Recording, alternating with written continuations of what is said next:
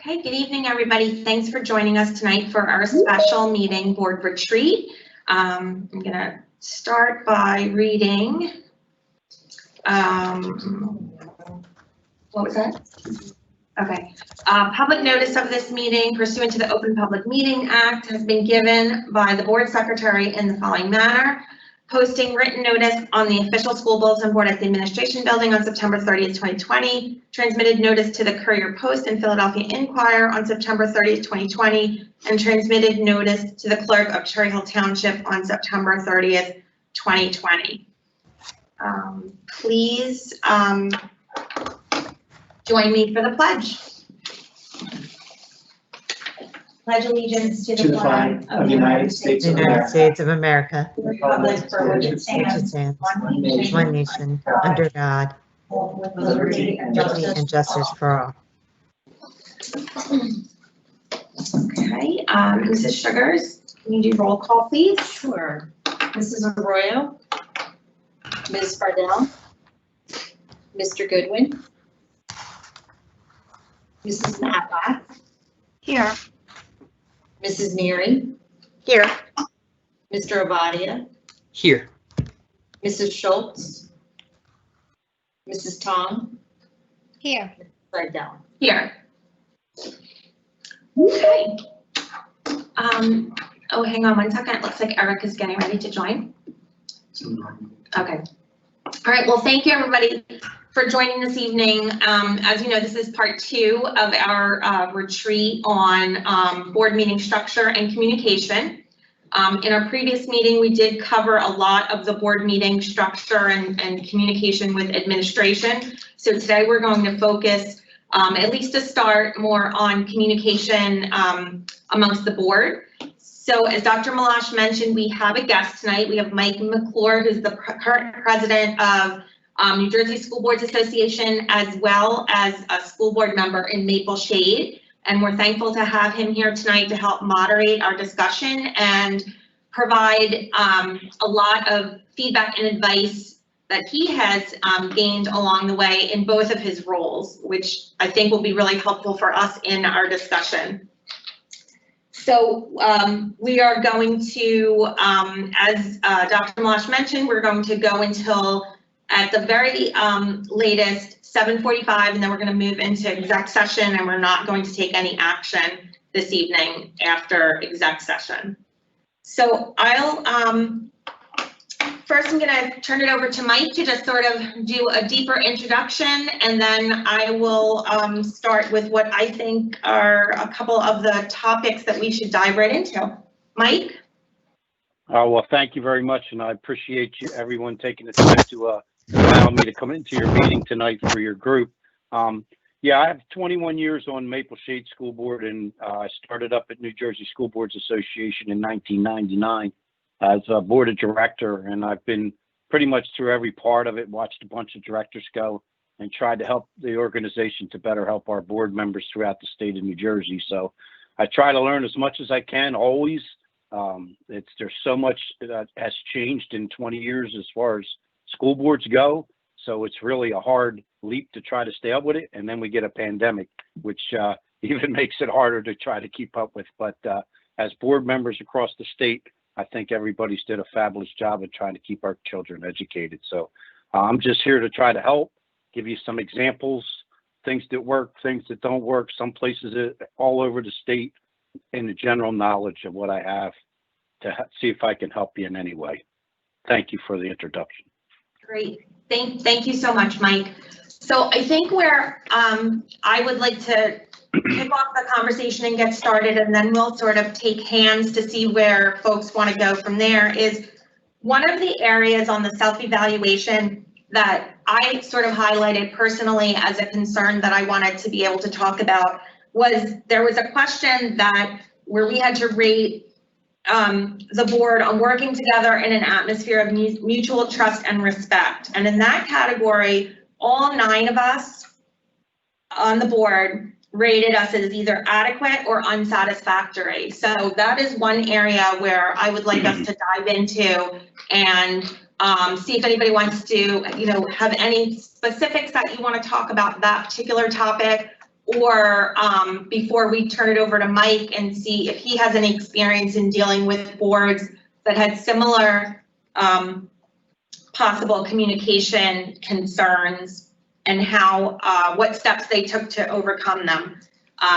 For me, the concern with this rating and this item is that we have so much work to do over the next couple of years, that any sort of appearance that we're not, you know, all on the same team or working well together, doesn't help us move forward with all of the things that we have to get done. So for me, I had highlighted on my summary of the board self-evaluation that that was an item that I really wanted to dive into and really work on some tips and tricks to help us sort of drive those numbers down for the next self-evaluation. Does anybody have, by show of hand, anything they want to add there?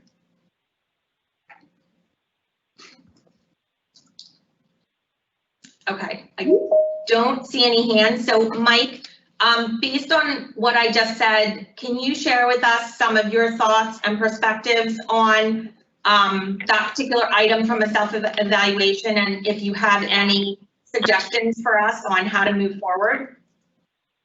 Yeah, as I said this afternoon, is there's two different ways the boards work. So you're working as a board of committee, so instead of a board as whole. So one of the things that I find to help to be more cohesive in trusting the people that we put on our committees is, one thing I mentioned is, I as president sit on every committee. So in other words, you have a 3-person committee, you know, your personnel, your policy, your facilities, and your president sits on them because that's the person you chose to guide the board as a whole. So to ensure that the proper things are going on in each committee, so you can really back up those committees that you established, that the president established, is that you have somebody else in there which has a biased opinion to the committee and can help bring back different changes to it. I think that makes it more cohesive.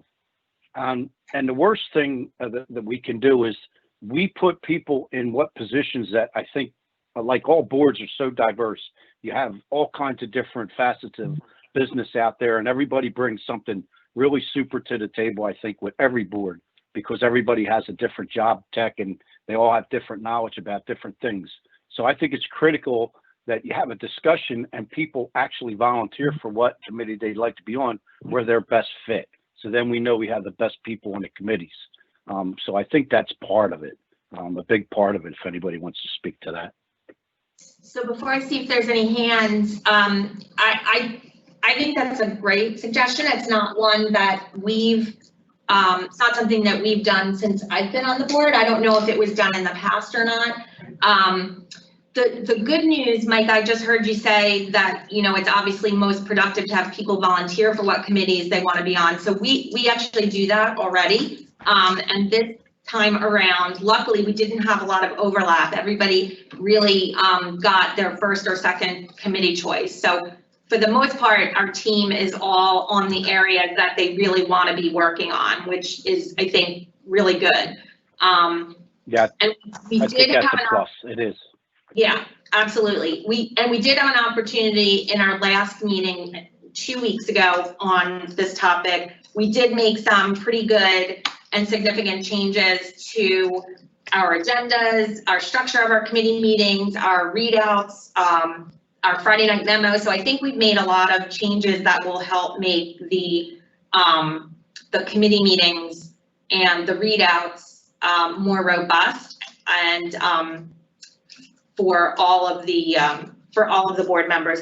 But we have not, at least in my 6 years experience on the board, have not had the president sit in on every committee meeting, and I think that's a good suggestion. We do have a couple committees where we have 4 board members, so we would have to revise that so that we are not at a quorum. But I can certainly take a look at that with Lori and see if that's something we want to do effective immediately, or is it something we want to wait until January for the reorg meeting? But we can kind of talk about that at the end of, in a recap of any suggestions. Okay, anybody else? Ben, do you have a hand up? I'm sorry, you're so small on the screen, I can't really see the. I can't see Okay. the hand. Okay. Sorry. Yeah. No, I was just going to say, you know, I think there are governance pieces that really are working. So, like for me, I know, you know, a lot of times it's like, look, you know, like Jesse Adams will say things like, hey, you know, the superintendent's your one-stop shop. So for me, that's really not the case. For me, my one-stop shop is the Lisa Laurie team. And I feel like that stuff gets heard, but I feel like, you know, I feel like that's been a good process for us. I think that could be a good process on the committee structure level as well. You know, so like if we could get like the highest priority stuff, I don't know. I mean, I appreciate, you know, Mike's insight, and I think it's a cool way to do it where we are today. And given that, you know, I mean, just a couple things, you know, I mean, Lisa not running is one thing, but just like, I feel like if, you know, like, so we had, you know, let's say I'm part of P&L and strategic planning. If we had a way to even filter some of that information back up and say, look, when we think about the time of our board meetings, which, you know, is getting longer and longer, and that's cool. You know, as I said to Ms. Sugars the other day, you know, I would be happy to spend double the time that I'm spending now, which represents double the time I was spending 8 months ago on this, to really address the biggest things, you know, that are happening in the life of this community. So the time doesn't bother me, but somehow a prioritization, I feel like. And I do think like one of the governance pieces that I do trust, that I do think is working, is getting stuff to our folks. So I don't know if like when I hear Jesse Adams talk about like your one-stop shop as the superintendent, I think that has a lot of caveats around it. I think that has much more to do like with things that are happening in the buildings, which frankly I don't have a big board opinion on, but it's all good. It's all good. But what I'm saying is I do appreciate, for all that we may be looking at a deficit mentality in terms of our governance, I do appreciate that I can go to these, you know, this president, vice president kind of team and say, look, here's something that really bothers me, or here's information that's really valuable, and I feel like it needs to get further. So I just wanted to say that I don't think everything is negative, and I don't, you know, I wouldn't want us to portray that, but I think we could do more on the committee side to say, look, here's a couple things that are really like, if we're going to spend time at our next board meeting, here are 3 things to delve into. Everything else, let's try not to delve into them, because they're just like, they're good, but they're not, you know, the top of the heap. So right. If that makes any sense, and I hope it did. It did to me. I think, you know, when for that particular line item that really stuck out for me, it was less about our structure and sort of our governance and more about, and again, this is just me personally, so anybody else feel free to raise your hand and jump in. For me personally, it's more about our interaction, I think, at meetings when we don't all agree, which is fine, right? I mean, that's the whole purpose of the board, is to represent different represent different opinions and bring our different perspectives and opinions to the table and discuss those and come up with something that works for all our students.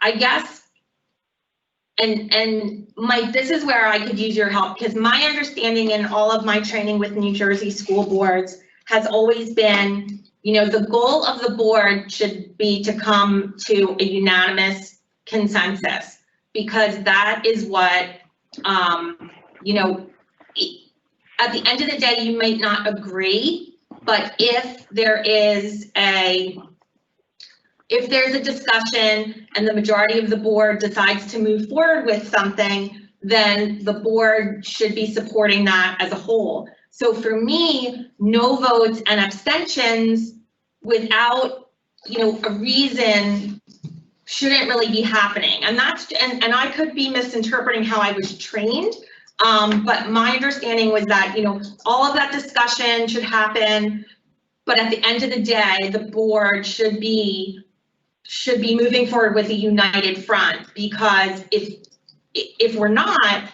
that could present sort of a negative connotation to the community. And we certainly need the community behind us in a lot of these things that we have to do over the next couple of years. So that for me is one thing that I have been uncomfortable with, and I really wanted to get some guidance on. So I don't know, Mike, if you have some opinions there, and then we can see if anybody else has their hands up. So I run in this a lot with many boards I talk to across the state, is that what happens is you're elected as a public official to represent the public on the school boards. The biggest problem I find too is you got to remember that I would say a good high percentage of the public doesn't understand the actual interactions, workings of a school.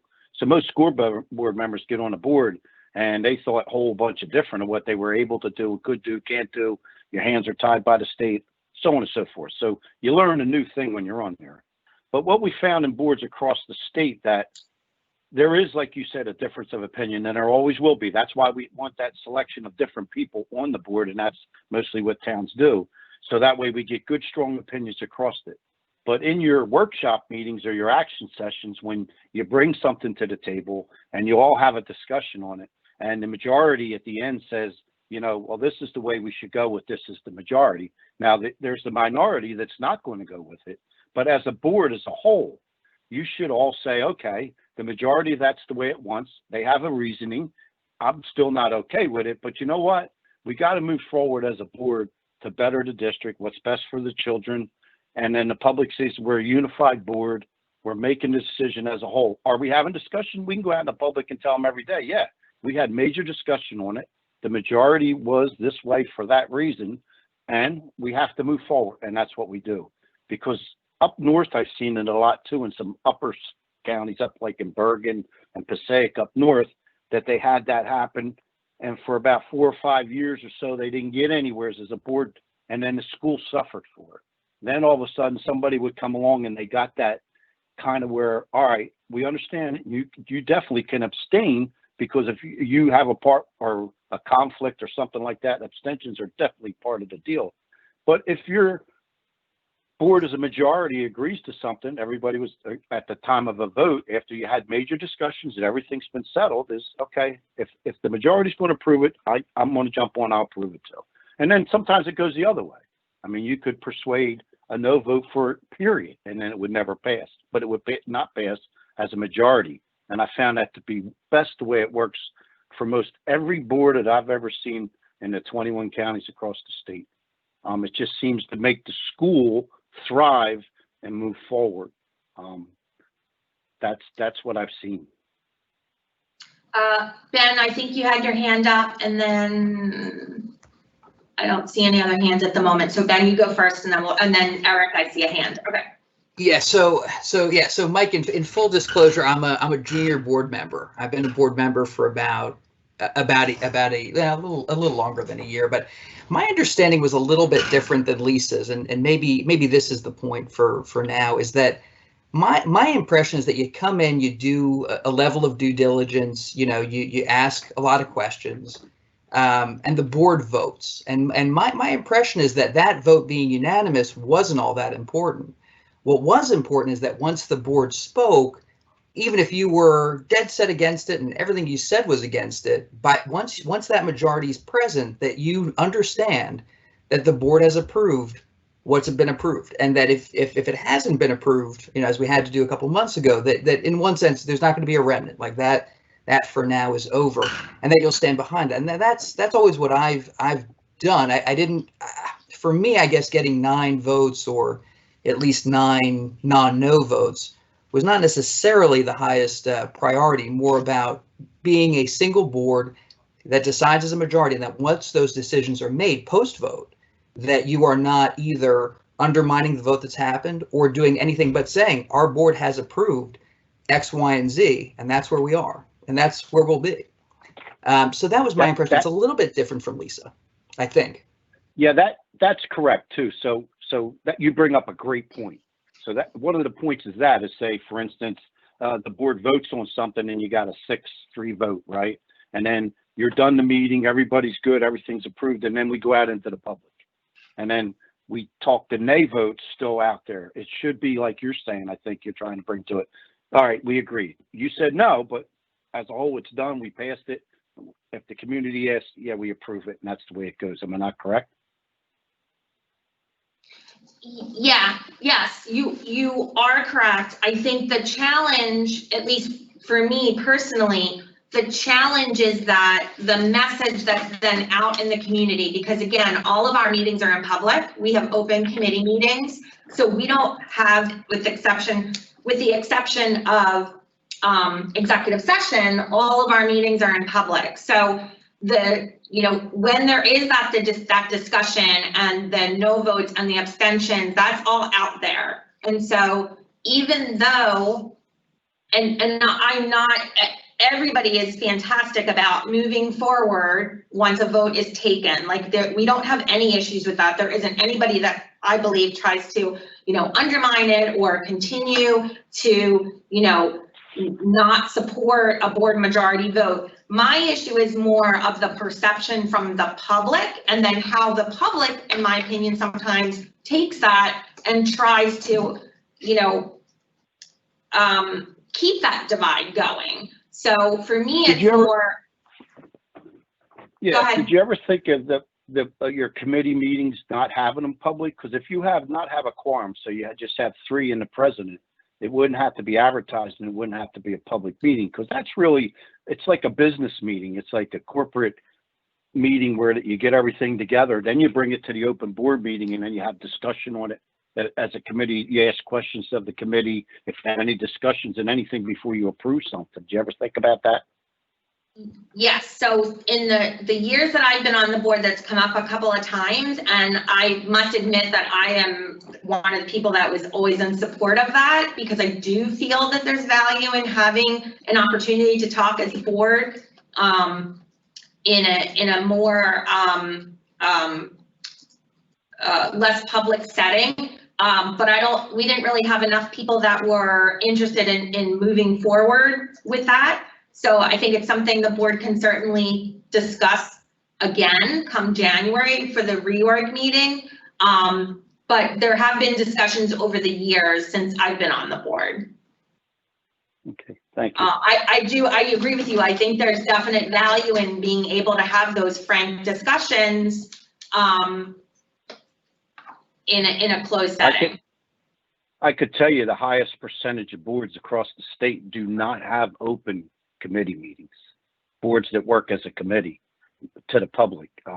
Most of them are closed, and like I said, the time to discuss committee actions is at an open session at the board meeting, which the public's more than happy to come and discuss or ask questions, anything that's on the agenda at the time of the meeting. It's definitely something to think about for the reorg meeting. Eric, it helps the board. It'll help you if you do that, believe me.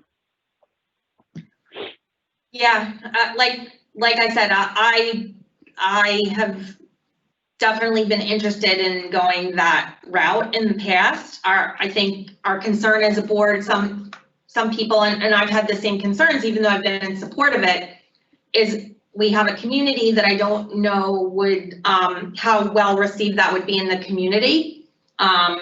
Because we've always had open meetings, at least as far as I can remember back to when my kids started in the district. So that was a concern, is how the community would receive that change. But Eric, I know you had something you wanted to say.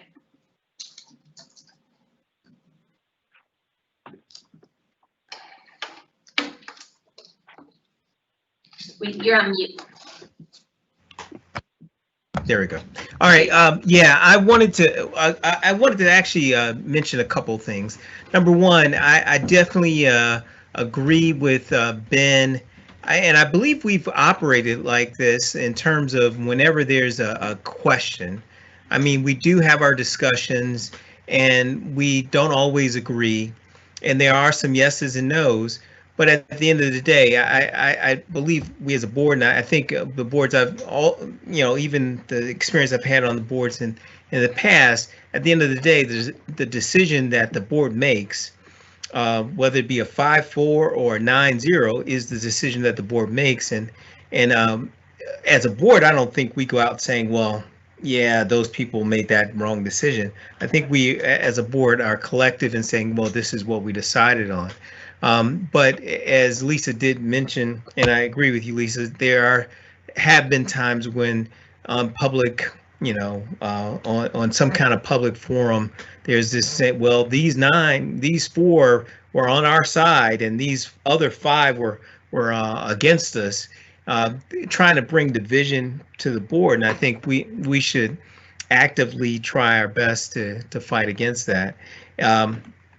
Well, one thing I was thinking, like, and I do agree that having closed committee meetings might be a thing to really consider for the reorg. I know for the new board that's seated, because I mean, we've talked about it for a while. And I think now that we're actually doing remote meetings, I believe the board, all the committee meetings are closed at this point in time. And so I think it is a way of being able to communicate and work, hash through things so that we can come to the public with the best information that we have currently. And these are the actual decisions that are being discussed so that we can move forward with it, as opposed to, you might come up with some crazy idea that we decide against at the end. But then that's already out there in the public saying they're talking about doing X, and it starts an uproar in the public, whereas it was just a discussion. We're not doing that. But all of a sudden it's like it gets out and everybody's saying, oh, they're doing this.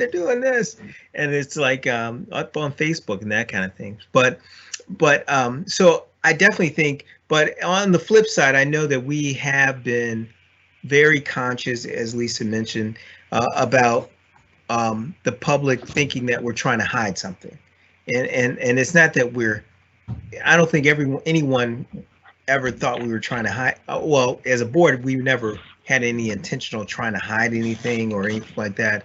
But that's always been kind of like the perception that the public, well, at least I've sensed a sense from the public, and they would actually state it. Why aren't these meetings open? Why aren't they videotaped and those kind of things?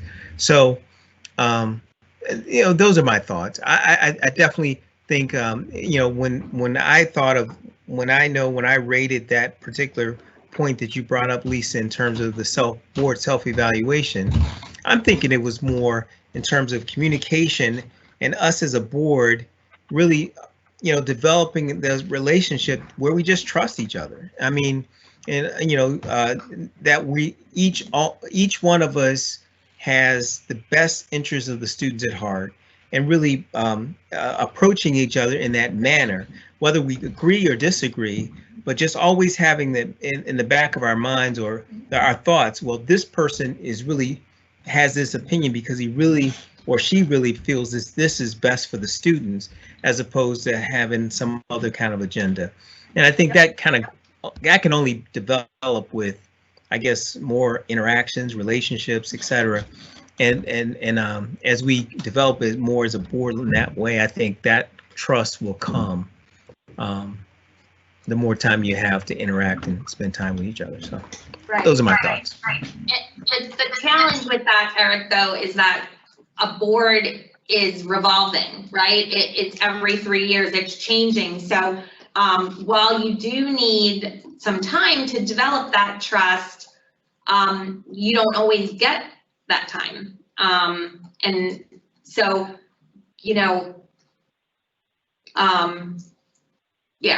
I just wanted to point that out, that unfortunately, fortunately or unfortunately, the way that it works out is that everybody has a very limited time together. So it's not like we've got unlimited years to sort of get in that groove. So you sort of have to hit the ground running with that attitude and knowledge from the very beginning in order for it to be most effective. But like I said at the beginning, I think we've made some really great changes to our committee and how we're running our committees, so that some of those issues of maybe where folks were not feeling like they were getting as much of the information out of the committee chair as they could. I think we've made a lot of tweaks and a lot of changes that should help that going forward. We've got everybody in committees that they wanted to be a part of, which again will only help with the readouts. So I think we've made a lot of changes that will help in this area, which is great. I can't see, I'm sorry, again, you guys are little on the screen, so I can't see the little yellow hand. Lori, do you have your hand up? Okay, go ahead, Laura. I do. Lori and then Kim. Yeah, sorry, I don't see the little, when I click the buttons, I don't see the, to hit That's the all right. little hand You thing. guys so I are have so to small, I raise. can't see it anyway, so. Yeah, so I guess my question, and I'm hoping you can help, because I think the challenge, right, in going to a closed committee structure is, I'm obviously one, because we've always had open committee structures. And I think really what it comes down to is trust from the community. And clearly what I think, at least I'm seeing or feeling, obviously, is a lack of trust. So to do that, I think is only going to further that. So then my ask to you, Mike, would be, what do you think, or what have you seen other boards do successfully to help build trust from the community, which is really hard right now for all boards. I understand that, because it's just, everything is the proverbial no win. There is no way. That is a miracle if you're pleasing everybody right now, or even a majority right now. But how can we do that so that we are moving forward more effectively, and that there is a level of trust and still having community engagement? I just, how do we do that? How can we do that more effectively from here forward? Yeah, see, with the committees is that, that's, like I said, that's like a business meeting of the business. So we have to explain to the public, and we did that in our town, that if you got questions about any part of the one, and there's like whatever 5 committees, is that when they come to the board meeting, they ask questions about it if we don't give them the answers, because there's a full report on it. And the other thing is that you could post that report to the public before the meeting. So in other words, you have your committee meeting. After the committee meeting, that could be posted on your website. Say, all right, our committee meeting minutes are posted on the website, and they'll be discussed at the next open meeting, you know, for our work session. And then things will be on the agenda for approval at our second meeting in a month. The other thing is to get confidence in, get the townspeople, or get your community to buy into what you're doing. The majority of them elected you 9 people to do the job. And sometimes we have to relate, and I've had to do it so many times in 20 years, to the people in my township, is that you elected me to do a job. I learned what I had to learn to do this job, which is not an easy job, to be a school board member, and to make sure that it's equal. We don't spend too much of the taxpayers' money, but yet we give our children the best education we can. It's hard work, and we're doing it for nothing. But if we can't do the job, which we're trained to do, without too much interference, that people are giving you information that they don't even know what the inner workings of it. Like I said earlier, when people become board members, they had no idea what it was like in there. And once you get in there, most everybody, what their thoughts were before they come to the board were way different.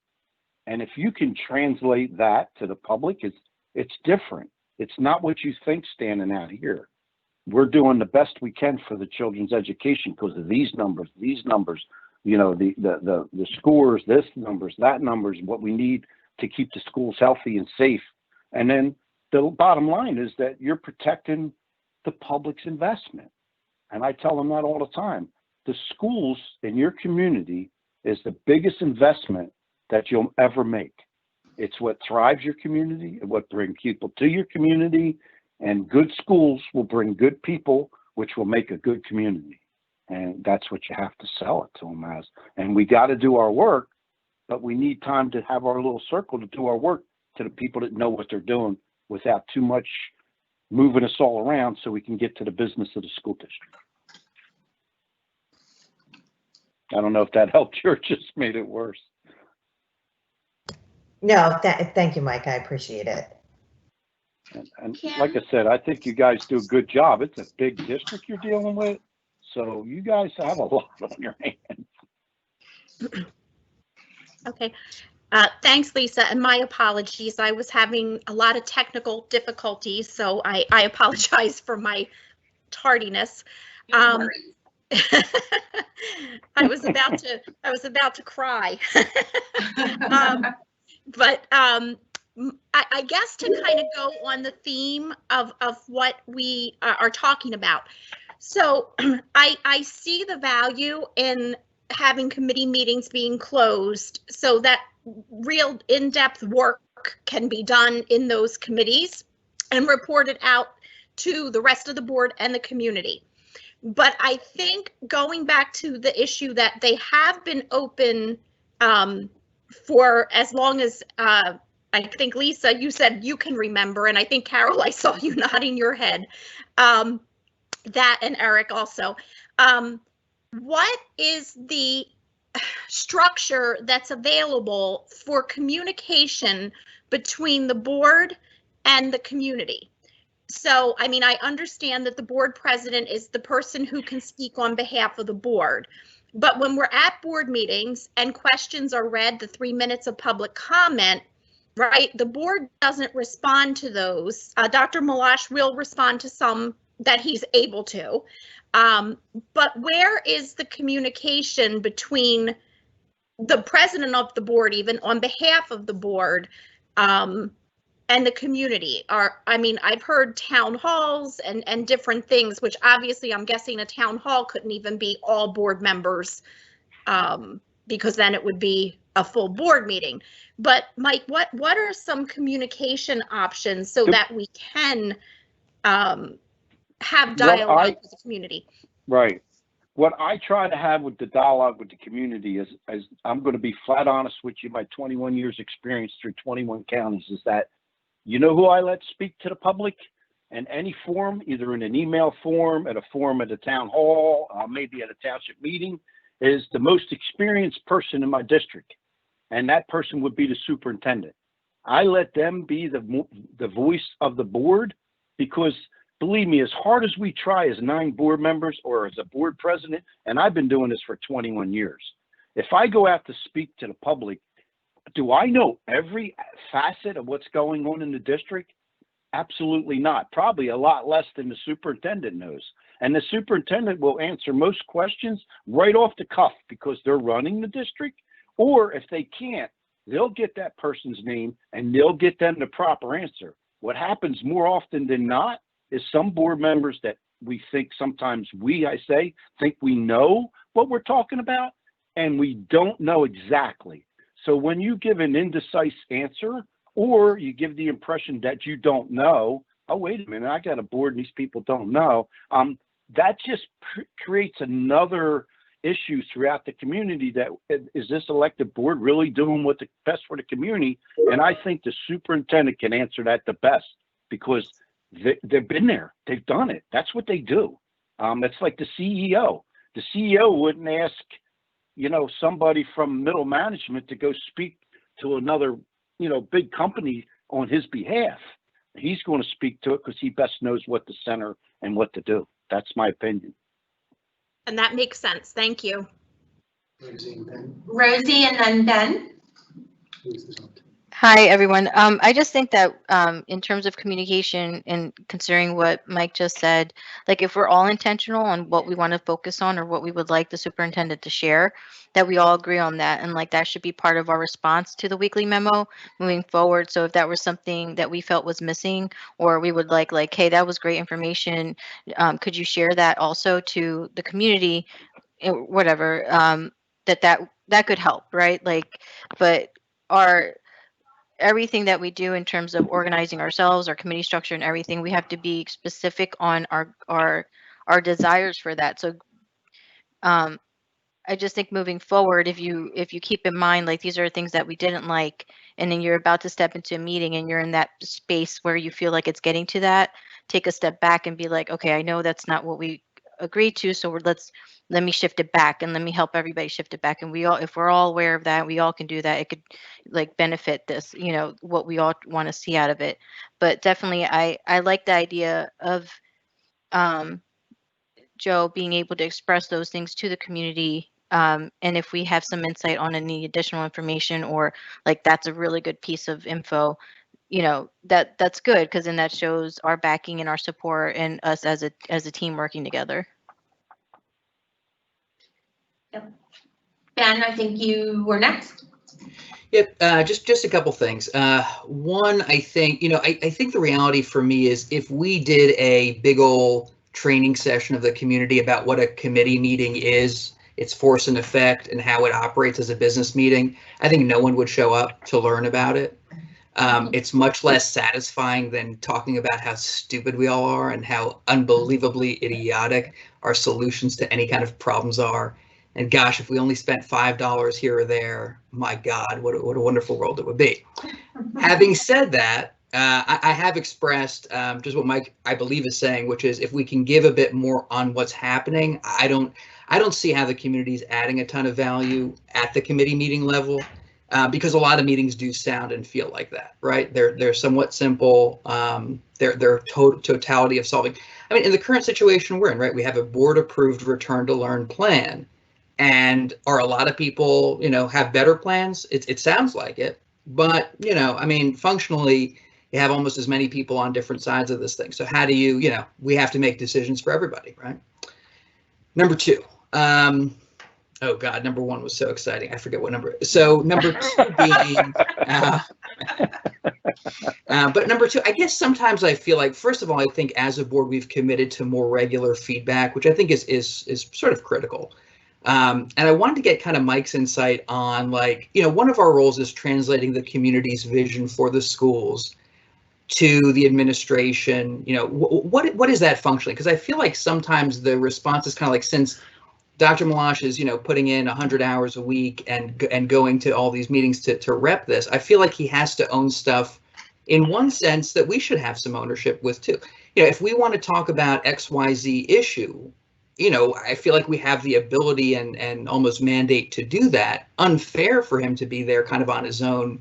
I don't want to say defending it, but sort of like representing it. How can we give our support and be part of that messaging in a way that has us as a united front? I guess if there's insight on that, I would be very curious. That's a good question on how do you show the support for the superintendent when the superintendent's speaking for the board as a whole. But that's what they do. It's the superintendent, like a lot of people outside of the school district don't understand, say, simple word is chain of command. There's a chain of command, and that's the commanding officer of the schools, and he doesn't speak out of turn. He works for who? The 9 board members. You're his people that he works for, and the district, of course, as a whole. So when he's translating stuff out there as for the school district, he's surely speaking in terms of the board. And what's best for the district. And I think that I know you guys would guide him in the right direction. And Joe, I know, I've known him for years, would definitely do the same thing. It's the communication between the 9 of you and your board president and the superintendent. When it shows all that we're working together as a team, that the public's going to buy into the superintendent because they're working together. This is what we gave the superintendent. This is what we're putting out to the public. And then it'll take time, because it's a change, but I think after a while, like in my town, when Beth sends out that weekly, she might send out a weekly thing on what's happening if we change something, or she'll send out an email, or she'll send out letters to, like, we have this blast that goes out to all the parents, and then we have something that goes out, like sometimes she'll put things just so the public knows on the Facebook page. And if something's happening that the public's a little curious about, hey, what's going on over there? Well, she's good to tell the public that. So we keep the public well informed on what's happening in the district. We don't sugarcoat, don't hide nothing, very transparent, but the transparency is through the superintendent. So if there's a real big question comes up with something, hey, ask the superintendent, because they have the right answer and it doesn't get all twisted up between the board members. So I think that takes time, but I think the transparency and the feeling of the community will grow and feel more support and feel better about what the answers they get from the superintendent once the board supports that. Carol? Thanks, Lisa, and thanks, Mike, for for that, because I think that there's a misconception in our community about what the purpose of the committee meetings. they've always been open to the public. I've been on the board for 10 years and I've seen a change in the last few years on what the community or on how the community views our committee meetings. It is a place for the board to do their work. And although our meetings have been public, it's been open to the public to watch us, to view us doing our work. And I think there's an expectation, a misconception on the community's part that their attendance at committee meetings are more participatory. And that's something that we need to continually clarify with the community, because there is value to us having time to discuss things like Eric, said. We need time to, toss around ideas that may not ever take flight in any realm, but it might lead us to thinking about something that we might not have thought of before. And when we and having them closed gives us the opportunity to do that. So I think there's value in that, and I think, Mike, I appreciate you pointing out the value that other districts have found in that. But on to go along with that, we need to educate the community and keep reiterating what the purpose is, whether we stay with them open as they are, or if we do decide to have them closed. Either way, we need to clarify what the purpose of a board committee meeting is. And then that also goes along with, I think, letting the superintendent speak on behalf of the district, because the superintendent is the most knowledgeable one about the district, and the superintendent will relay the decisions that the board has made and the policies that he's following and the direction that he's taking the district with the staff, and the guidance that he's giving to the community on what we're doing.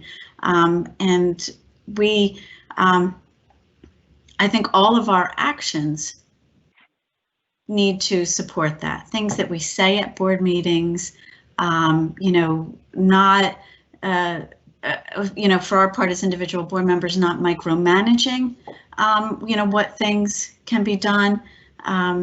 Just, I think, little actions on our part as board members and the board as a whole. When a question arises, why is the board not speaking about something? Why are we just hearing from the superintendent? We hear comments like that. That would be a great opportunity for, the board president to say, the superintendent's speaking on behalf of all of us. The board had these discussions. The board had, opportunity, and the superintendent's speaking on behalf of all of us. I think we need to do a better job, of that in those two areas. Thank you. That's very nice. Well put. That's a great thing you said there, because, like I said, if the board president says that, you get buy-in, and it really works. Thank you. Very well put. Thank you. Thank you. And so, Mike, to Carol's point, where would that sort of message happen, right? Because most of the time that we're hearing that we're either seeing it on social media or we're getting it in public comment at the end of the board meeting. So is the suggestion that at the end of the public comments, there are times when Joe will answer some questions that he can at the time? Is the right forum to do that at the end of the meeting? Just have, after Joe has his turn to speak, have, the board's opportunity to respond to some items as well, and constantly reminding people of what our role and responsibilities are? That's a good time. So at the beginning of your meeting, you have anybody wants to speak to any action item on the agenda, which is the time which everybody knows what's on there. So, you know, the board president can speak to that, and so can the superintendent. But at the end of the meeting was kind of like what you said, like an open forum. So anybody can bring anything to the board, which isn't even related to the agenda, has nothing to do with anything other than open forum, they can speak. And the way I always take those, and I do get those questions at times too, as a board president and my superintendent, if it's the time, and really that's between the board president and the superintendent, you have to really feel those out, because some of them can be just edgy questions that they're just trying to get some kind of quick shoot off the hip answer on. But my best answer most of the times is if I don't have a direct positive, something I know that the board is agreement with and we're 100% sure of, I always tell that person, thank you very much. We appreciate your opinion. We value your opinion. We will give you an answer. We're going to take your number down and we'll call you back and we'll give you an answer. That makes the public much more comfortable than having a discussion about it. I'd rather wait, give them a decisive answer, make sure we got all our facts together as a group and a whole, and then we answer the question. And that's the way I end most of the meetings, with no matter how many people are there with questions. Thank you. Kim. I'm just curious too, and I want to say thank you to Joe. I saw in a flurry of emails today, somebody was kind of commenting that none of the board members, it may not have included Lisa, but had responded to her email. And Dr. Malash did say, you know, only the president of the board can speak. But I think that's an important message to be communicated to the public. It's not that the other 8 of us aren't reading your email or seeing what you're concerned about, but we, because of how the state structures the Board of Education, we can't respond. So I don't know if there's a process to make that more well-known, kind of like we were talking about not knowing the purpose of the committee meeting or what have you. So I just, I do thank you for that today, Dr. Malash. So Kim, I know Ruth has done it, Carol has done it. We've in the past, the board has done a mini presentation to zone PTA with sort of the roles and responsibilities of the board, and it's always been well received. The challenge is that, you know, it only goes so far. It goes down from the PTA presidents to their exec board, and everybody on it, you know, everybody gets it there, but then it doesn't make it down any further than that. I mean, maybe it's an opportunity to take 10 minutes out of a board meeting that we know is going to be widely attended because there's a hot topic, and we give it during that period. I mean, it's a very simple presentation. I know, you know, Carol's seen it, Ruth's seen it, Joe's seen it multiple times. I can share it out with everybody again, but it's very simple and it goes through a lot of the things that we talked about tonight. It might be worth it just to do that again at a board meeting. Do we have it posted? I think it's on the website. Yeah. I was just gonna say, but can we point folks to that? And I think you're right, Lisa. I think we absolutely should do it during a board meeting. Maybe it's even at the reorg or sooner.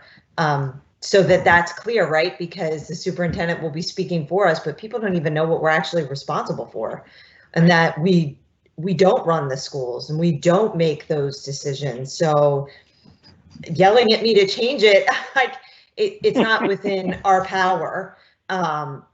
As far as on it, you know, the day-to-day, that isn't us. So I think that will be incredibly beneficial, even if it is 10 to 15 minutes. Not that we're loaded with light meetings anymore, not that we ever had them to begin with, but a night where there might be less. I don't know when we're going to have that, Dr. Malash, but maybe that's something to think about, and then we can highlight it somewhere on the website so that people are drawn to it and they can read it, that it's really clear, even for a short time.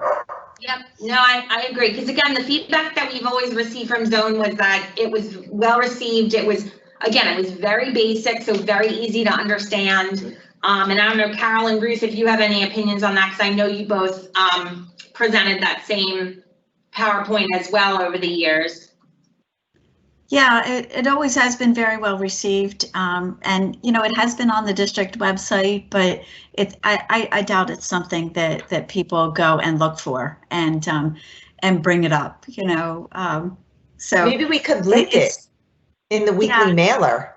I think it's something that I think we can do a lot with that, and I do think Lori's point, you know, definitely I think we should do it at the reorg meeting, and I think that through, you know, maybe not the whole presentation at several board meetings, but we can certainly reiterate points from that at almost every meeting. There is something in every meeting that we can point to and say, you know, oh, and this is an example of such and such, you know, for those who are wondering about the board's abilities, here's something.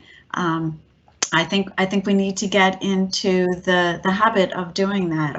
Part of our job is, you know, educating the public as well on what our job is, and you know, also on the district. So I think there's a lot of different things we can do, and maybe we can brainstorm that at another time.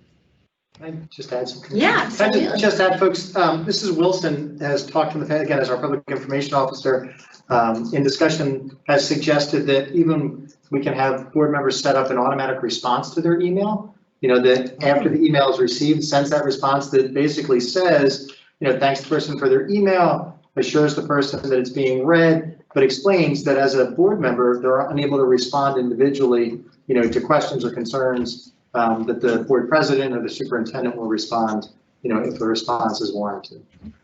That's a great idea. At least that message gets out every time.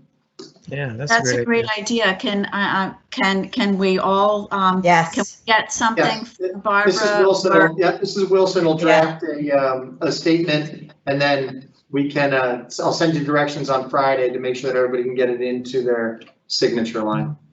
Okay, Excellent. that's a great idea. That's wonderful. Great idea, Mrs. Wilson. yes, agreed. I just wanted to throw one other thing out, and I know this may, yes, I don't want to get too petty, but I really don't think people, there may be members of the public that don't realize this is completely volunteer. People are not being, the board members are not being paid. This is completely volunteer. And maybe we should include that in some of our communications as well. Absolutely. Yes, thank you, Eric. Everybody's putting in hours and hours of work on this, and then to have somebody say, well, you know, you need to be fired, or, you know, take your pay away.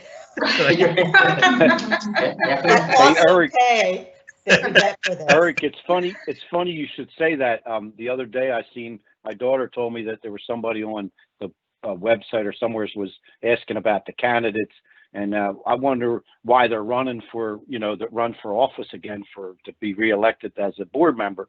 And one of the person commented back, it's, oh, they do it for the free insurance. They get all the health benefits for free. So my daughter was saying, so you are so correct in what you're saying, that they're so uninformed what they think that happens. And I said, no, that's municipal workers.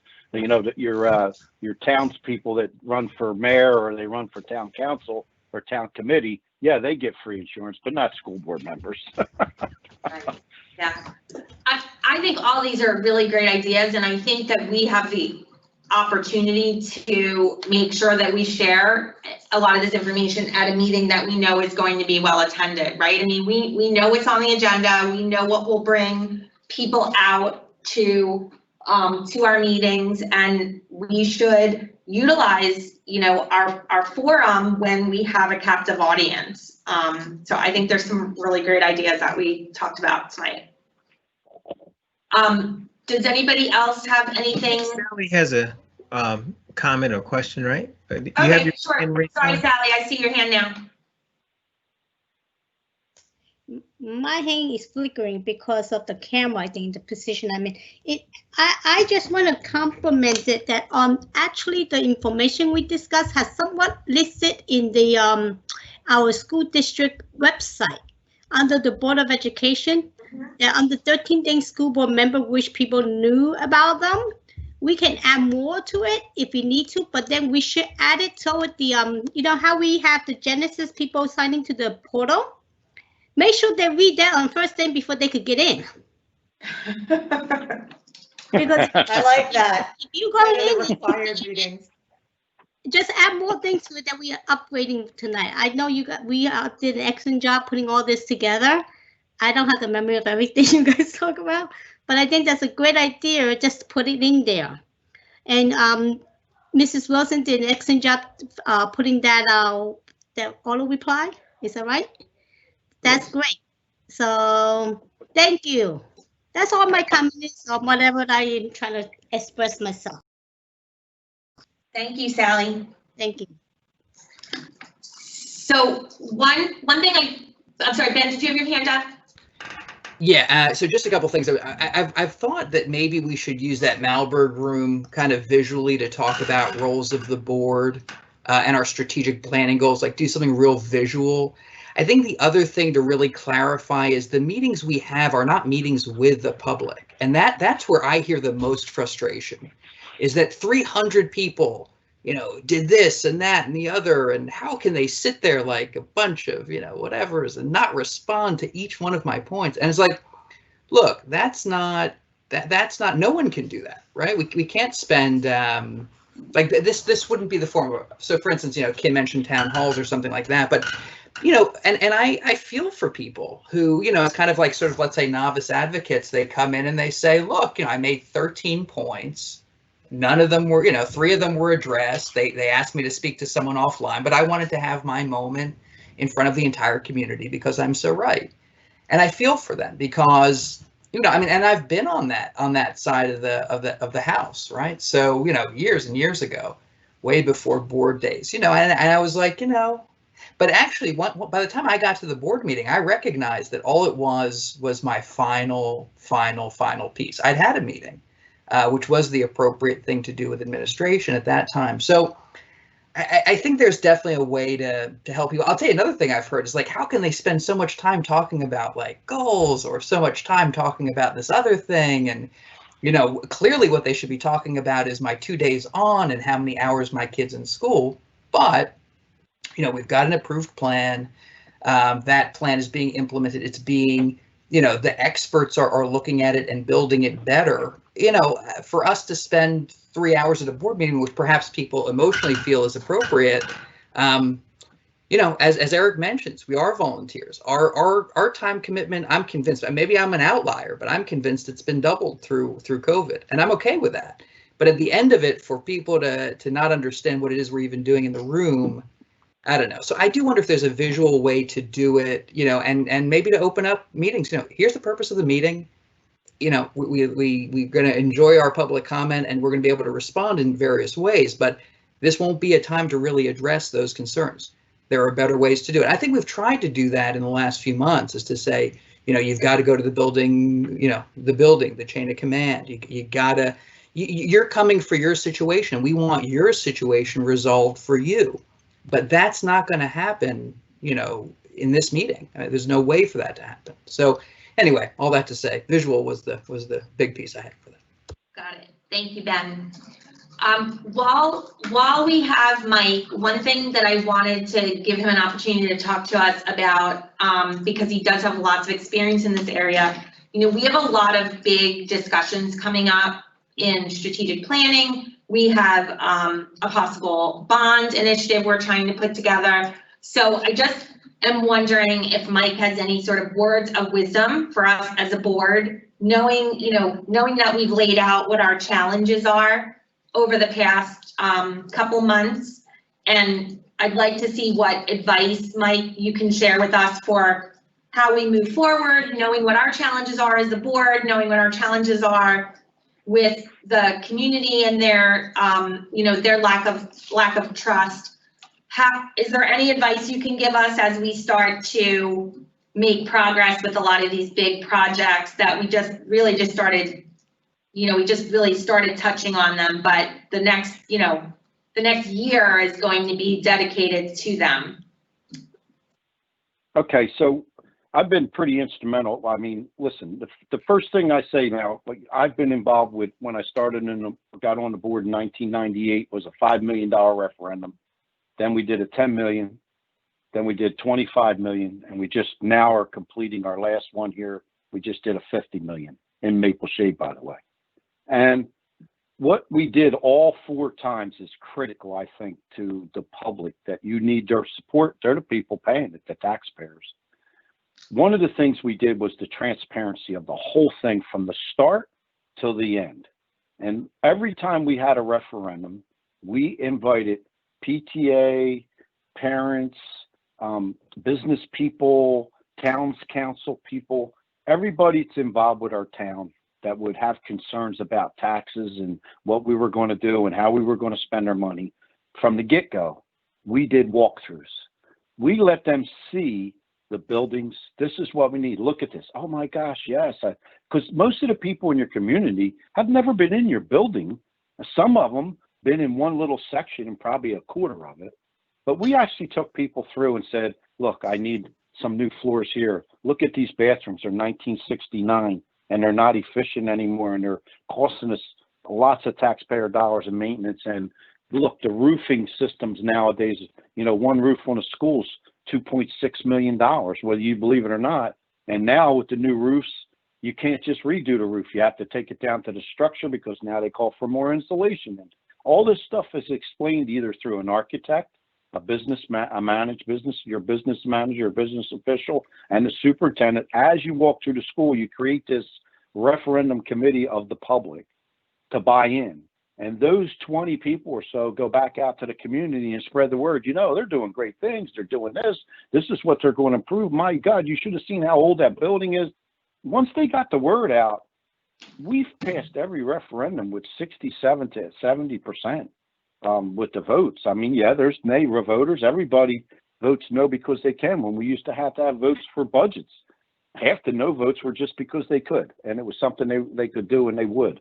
But I think if you're very transparent, which your board is, from what I've been listening to here, and bring the public in on making the decisions, there's where you want their decision to help you with, to speak to you, to talk to you, to walk through, touch, feel, smell. I think that's the way you get the buy-in. And then you'll have the support of that group, which you'll go out and get the support of the rest of the neighbors. And then what we used to do is, you have probably already done this 100 times, but just go hit your community things, like you got your seniors community, you got your PTAs, you got your town council you talk to. We present the whole thing to the town council in an open public forum. And answer, and have the architect there, we have the builder, everybody there, and they answer all the questions on what we're going to do, why we're doing it, and why we think it's best for the thing. And then last but not least, I said it earlier, and I'll say it as many times as I have to, schools, when you invest in them, you're investing in your community.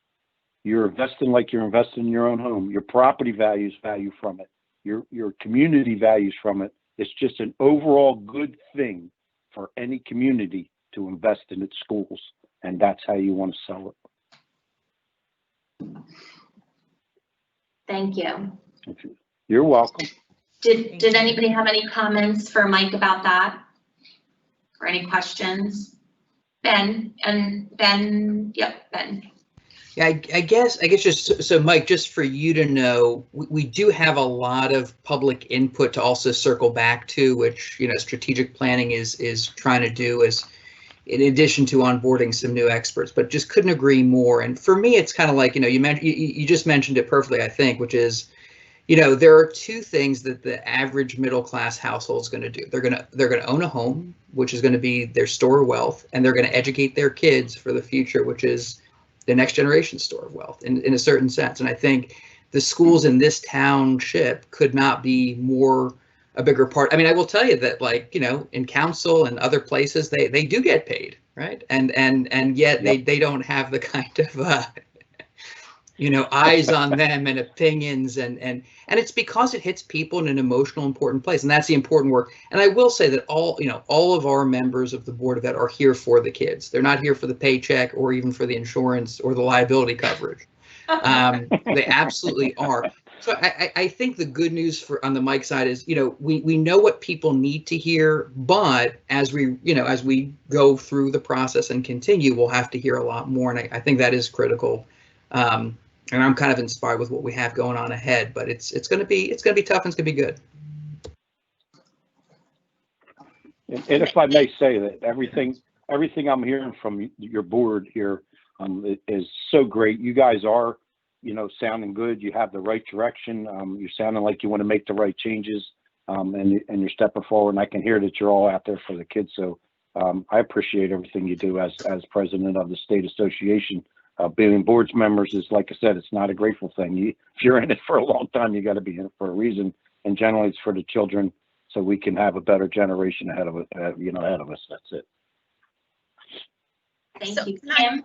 Yeah, Mike, can I ask a question? So yes, you when may. You're thanks. When you're bringing the community in to the bond process, right? I like the analogy, invite people in at the appetizer, not at the dessert. Correct. So how did you start educating, sharing what the story is with the community before there was like a bond developed? Because I think, to me, that's a critical piece. Like did you do the tours of the buildings before the full bond was developed, or was that after? No, what we did is very first thing, survey out to everybody. What are you looking for in your schools? What do you think they should have more of? What do you think they should do that? We got all those back and we compiled that together. Mom and them said, oh, we need air conditioning. The other one said, oh, you don't have enough gym space. All the kids, a lot of parents came back and said, hey, the lockers are 1969, or we can't get our backpacks in their lockers no more. They're lockers from the 60s. I mean, we didn't have backpacks, So a lot of that stuff came back to us that, okay, that's the good stuff. So we got all that, put the survey together. Then we put out another blast out to the community. Said, look, we're looking for volunteers that would like to be on a committee for the referendum. We're going to do walkthroughs. We're going to inspect the schools. We're going to put together what we think we need and what we don't need. At the end, we would like your opinion. And then that's how we formed the people. But it's all right from the start. We didn't have anything in paper, nothing exactly what we were going to do. We didn't even know how much a referendum was going to be when we started this. We just wanted the people to come in. And we have 4 schools. They walked through the schools. The biggest thing was air conditioning. We showed them where we need roofs, security stuff that you wanted to upgrade, and just stuff that, like the high school was 1972. And it just needed help. And then we went energy. We went green. So, LED lighting and stuff that we needed. So we said, okay, we're going to spend this now, but here's what our electric bill is every month. Once we go with the LED lighting, we'll be saving energy, we'll be green, and my electric bill will be $2,000 to $3,000 less a month. So that's long term of that you'll look at, and that's what we sold it on too, is what are you going to get out of it long term? What am I getting out of it 20 years down the road? And that's what we sold it on. So, Mike, I'm just curious if you've ever dealt with pushback from your community with your old schools about, just sort of leveling them and building new. Because one of the challenges that we have is there are some folks that in the community, and we're, as a board, we're certainly going to explore what our options are between building new and refurbishing. But how did you ever have that as an obstacle to overcome? Because if you take the example that you shared a little while ago, that you have to have people think of it like it's their home, and you're going to invest in your own home. You don't level your house and build new, you remodel or you upgrade. So do you have any experience with sort of overcoming those objections for people that are, stop putting, don't put more good money after bad and just cut your losses and build new? We did that. So we did have that issue. So that's definitely an architectural or construction design, and you can get that right up front. Joe and them all know about this. We had a Steinhauer 3-story old building that we looked into remodeling it. It was a 3-story building. Then you got to go ADA. A lot of times where you run into the ADA problem where you got to be handicap accessible.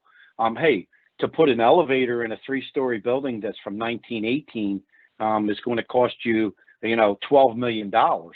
And then after the renovations, you got $40 million in this building. Well, hey, the architect comes out and says, listen to me, I could tear that down for $6,000 and build you brand new state of the art for $20 million, half the price. New construction in anywheres that you look is always cheaper than remodeling most of the times when you're talking full out remodeling.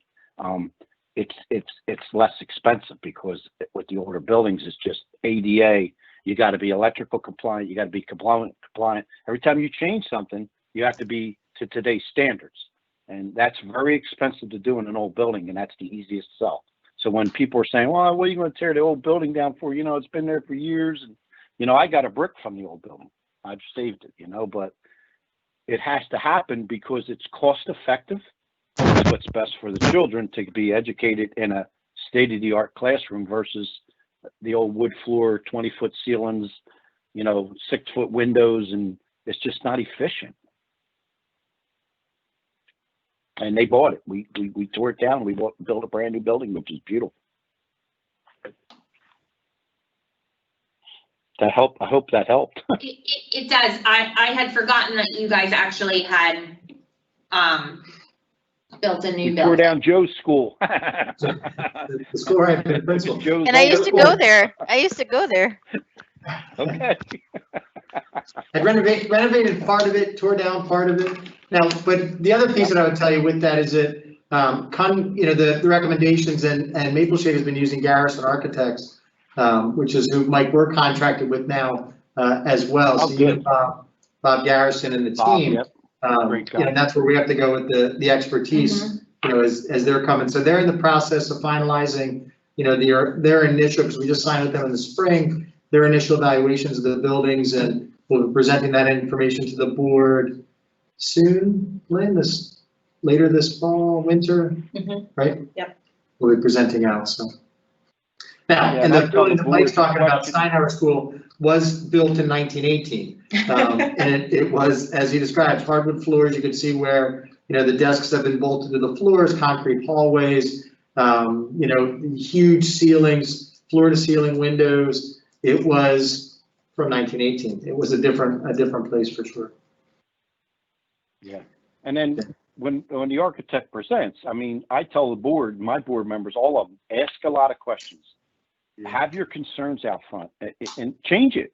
If that's not what sometimes we don't think is palatable for the town, I had to change a lot of things. Listen, that's not for here. If it's efficient, energy good, savings, and it's going to help better the space for the education community and bring us up to date and make us green. All that stuff's very important.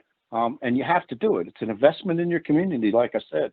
And I think Ben said it, and also Eric said it.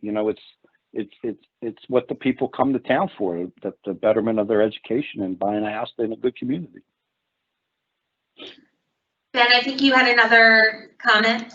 Yep. Yeah. So I just wanted to say, Dr. Malash is absolutely right. Is that next month for strategic planning, we'll be looking at new versus renovation. And Garrison also by that point will be through their first pass of the buildings, because I guess what I'm getting from Mike and Dr. Malash is it's got to be concrete. So I think one of the case studies they'll have is Carusi, which was one of the topics of conversation last round, and in terms of a case study of how that looks. The other piece is going to be funding. All right, it's not just a matter of what it costs, but what we can get back in terms of leverage on our local dollars at the state level. So Dr. Malash is right. That's absolutely teed up, and it's a hugely important conversation to have, Lisa, as you're saying. Yeah. So I just wanted to say that. Great. And one of the things that I did with a referendum too, I want you to know, right? This is what I did with two of them, because at first with the $25 million one, they wanted me to hold back. Oh, let's do a small one, $10 million. But one thing I'm always concerned about is that I don't want to keep coming back to the public, boom, again. And we all know as board members, you don't never have the money in your budget for any kind of renovations. That's just not happening. You got maintenance and you're paying the bills. That's all you're doing.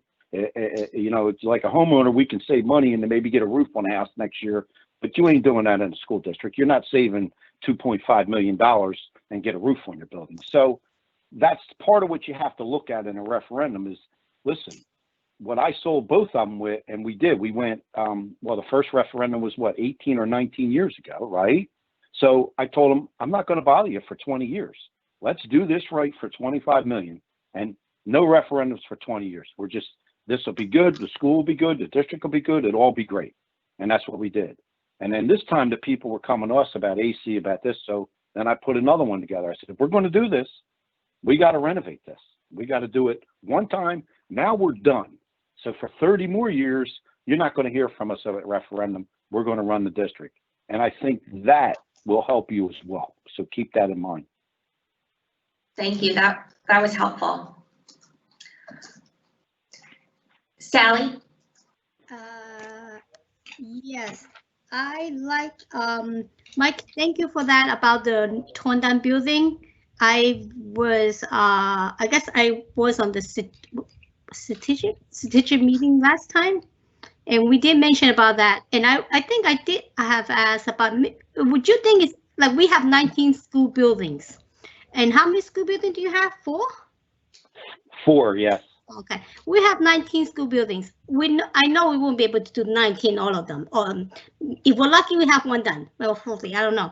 But what do you think we should do? They say identify a couple of buildings, and what's your suggestion? What should we do with the bonds referendums?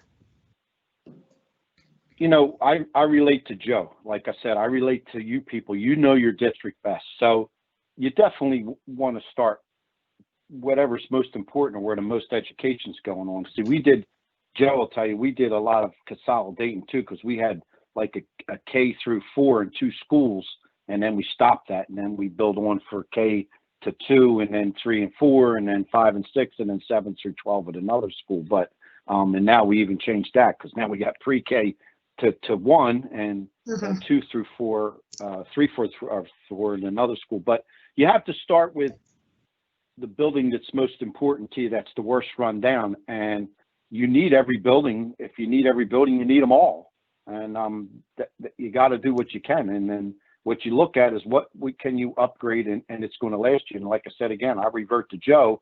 Yes. And his people. He knows what's best needed in his district. What's most important.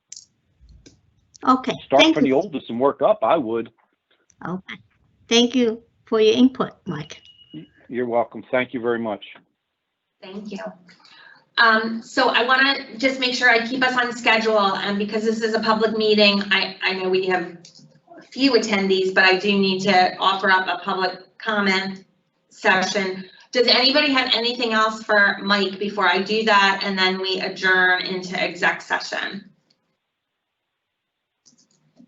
I don't see any hands. Mike, what was that? No, I don't see any hands. Okay. So thank you so much for joining us. I really appreciate it.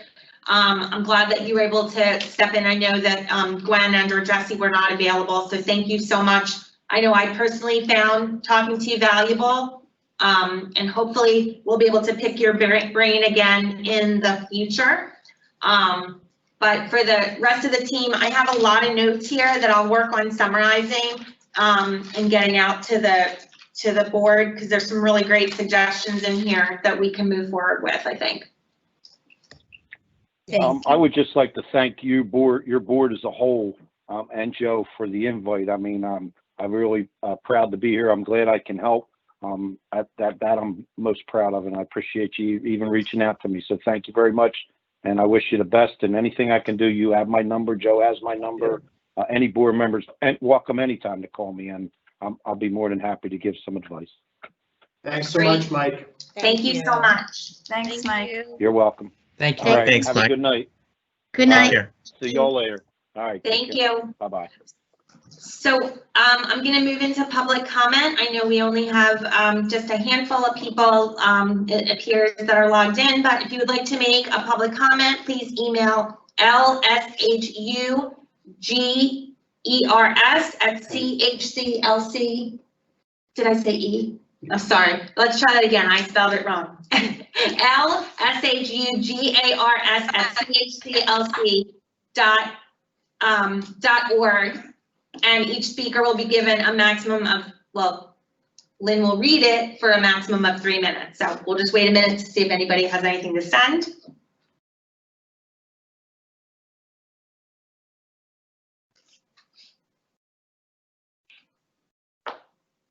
I have one public comment. Okay. Hello, Mrs. Sugars. My name is Crystal Ye, and I am a freshman class president currently attending Cherry Hill High School East. For the past year and a half, I've been working with a group of students on a solar panel initiative. My group and I are interested in having an assessment done of solar panels implemented throughout the district. This would include examining space for the solar panels and cost of installation. There are environmental benefits, financial benefits, curriculum and career opportunities, and social advancements that come with using solar power. Installing solar panels would be a major advancement for our district in becoming more socially conscious and sustainable. Solar power is a clean and renewable source and is readily available every day, meaning that it has very few pollutants and does not run out. Using solar power as the district's main source of energy would reduce greenhouse gas emissions, especially carbon dioxide. Greenhouse gas is caused by the burning of fossil fuels, which can lead to rising global temperatures and climate change. Currently, the district is using natural gas, electricity, and oil. These sources are neither green nor renewable. When burned for energy, oil gives off carbon dioxide, carbon monoxide, sulfur dioxide, nitrogen oxides, and volatile organic compounds.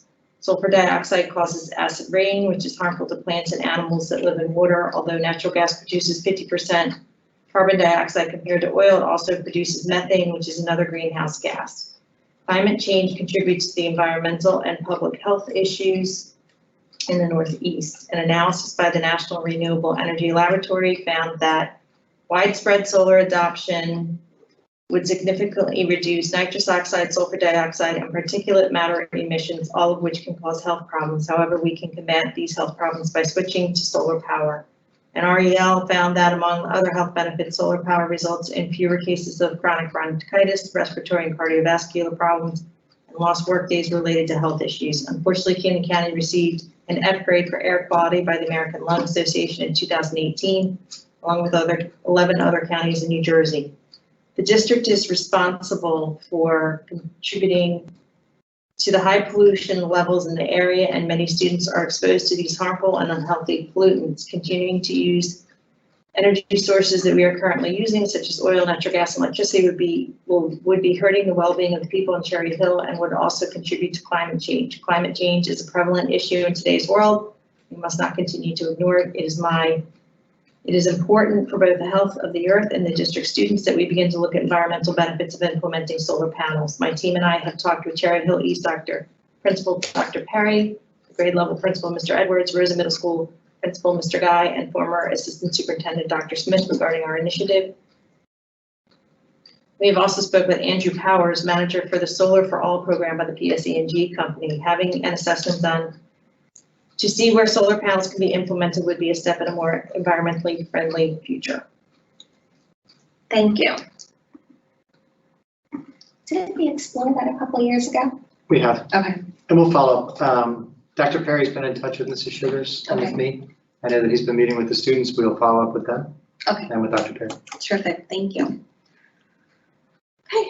Any other emails, Mrs. Sugars? No, that's all. Okay. All right. So with that, I'm going to make a motion for us to adjourn to executive session, and just a reminder that we will not be taking any action when we come back into public after exec session. So Mrs. Neary, could I have a second, please? I second. Okay. All in favor? Aye. Aye. Aye. Any opposed? Nope. Okay, so with that, this meeting is adjourned, and please hang up and go into the executive session meeting link that Dr. Malash sent earlier. Thank you.